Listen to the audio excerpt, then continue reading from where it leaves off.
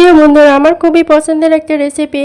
তো ইলিশ পাতুরি খেতে কিন্তু অসম্ভব মজা হয়েছিল। আমার এই রেসিপিটা ফলো করলে তোমরাও বানিয়ে নিতে পারবে। তো ইলিশ মাছ আমি কিন্তু সুন্দর করে কাটিং করে নিয়েছি পরিষ্কার করে। এবার আমি একটা প্লেটে সব মশলা নিয়ে এসেছি। তো মশলাগুলো হলো সরিষা বাটা আর নারকেলের পেস্ট দিয়ে এবং হলুদ মরিচের গুঁড়ো, আদা রসুনের পেস্ট, গরম মশলা এবং সাথে দিয়েছি ঘি, সরষের তেল একসাথে মিক্স করে। তো ঘিটা দেওয়ার কারণ হলো ভালো একটা ফ্লেভারের জন্য, খেতে কিন্তু অসম্ভব মজা হবে।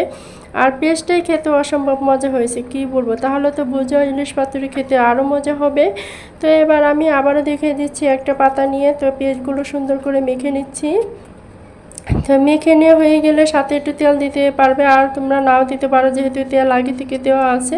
তো এবার ইলিশ মাছে আমি পেস্টটা মেখে একটা কাঁচামরিচ দিয়ে সুন্দর করে বাস করে নিব। তো এটাতে আমি আসলে বাঁধবো না, এভাবেই দিয়ে দিব। তোমরা চাইলে বেঁধে নিতে পারো, বেঁধে নিলে দেখা যায় যে খুলে যাবে না, খুলে যাওয়ার কোনো চান্স থাকে না। তো এর খুব সহজে ভেজে নেওয়া যায়। তো আমি বেঁধে নিব না, এভাবেই করে নিব। তো আরেকটা পাতাতে আমি দেখে নিচ্ছি, আবারও পেস্ট সুন্দর করে মেখে নিচ্ছি। এবার আমি একটা ইলিশ মাছ দিয়ে, তো সাথে একটা কাঁচামরিচ দিয়ে, মশলা দিয়ে সুন্দর করে মেখে নিয়ে এবার আমি ভাজ করে দিচ্ছি। কীভাবে ভাজ করতেছি দেখতেই পারতেছো। তো মেখে নেওয়া হয়ে গেছে। তো এবার আমি সবগুলোতে দেখা যায় যে পেস্ট মেখে নেওয়া হয়ে গেছে, দেখতে পারতেছো।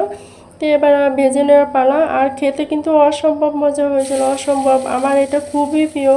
তোমরা একবার বাসায় ট্রাই করে দেখো যে আপুর কথার সাথে মিল আছে কিনা।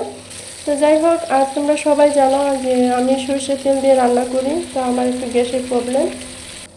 আর আমার কাছে সরষের তেলের রান্নাটা কিন্তু খেতে অনেকটাই মজা লাগে। অনেকে আবার অন্য ভাবে, তো আমার কাছে খেতে অনেক মজা লাগে সরষের তেল দিয়ে। তবে আমি এক এক করে ইলিশ পাতুরিগুলো ভেজে নিচ্ছি। তো হালকা আছে কিন্তু বাছতে হবে এটা। তো অবশ্যই হালকা আছে ভাজি করবে, খেতে কিন্তু অসম্ভব মজা হবে। আর দেখা যায় যে বেশি আছে ভাজি করলে পুড়ে যাওয়ার প্রবণতা থাকে। তো যাই হোক, দেখো কতটা লোভনীয় হয়েছে, খেতে অসম্ভব মজা হয়েছে। আর ভালো লাগলে লাইক ও সাবস্ক্রাইব করে চ্যানেলটির পাশে থাকবে। আল্লাহ।